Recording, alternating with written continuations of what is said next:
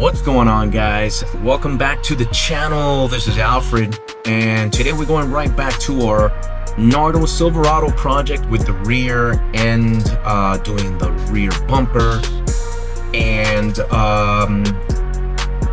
I'm going through my method, right? So every single time I lay down a panel, I make sure that I tack the center of that panel, which is what I'm doing right now, as well as removing any excess material before I tack down the remainder of the panel. And today I'm going to be demonstrating a technique called tuck and cut. All right, so I decided to go this route where I'm going to be tucking the material under the step material that they have on that rear bumper. If this was a newer vehicle, I don't know if you've seen the previous videos going into the explanation of this vehicle, excuse me. This is an older vehicle. This is a 10-year-old vehicle. It used to be a work truck, believe it or not, and it has 100,000 miles on it. So it has seen its fair share of battles out there on the road. So I tested beneath the bumper. I tested trying to remove the clips, and one of them broke as soon as I touched it. So I made the decision to just leave it where it is, and I'm opting to do the tuck and cut technique.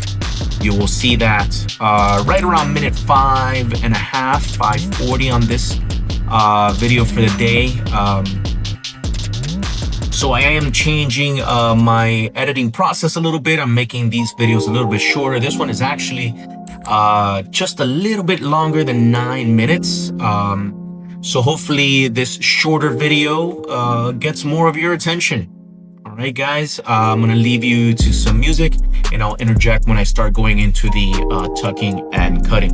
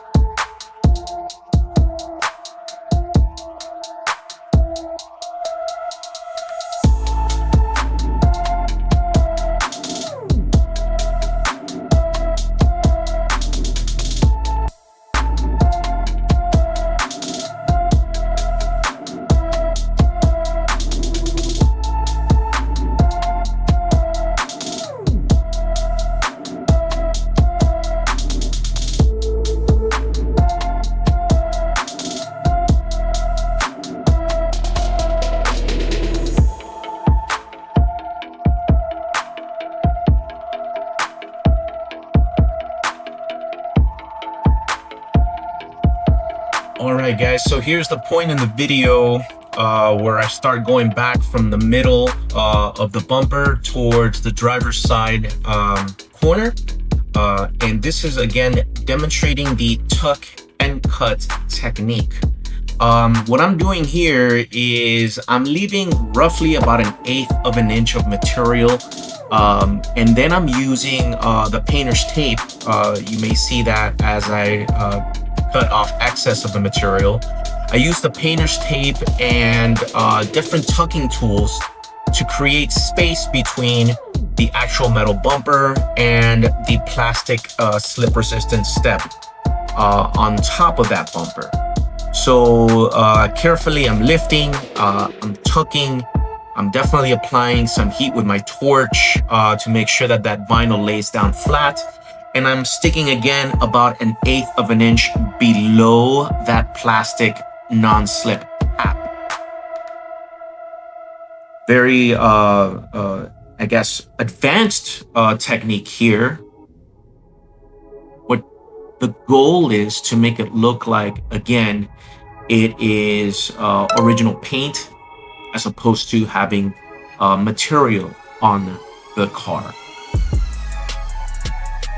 Guys, if you are finding value in this how-to video, I'd appreciate a like, guys, subscribe and comment down below. And make sure you stick around for the end of the video for a final product on this rear bumper.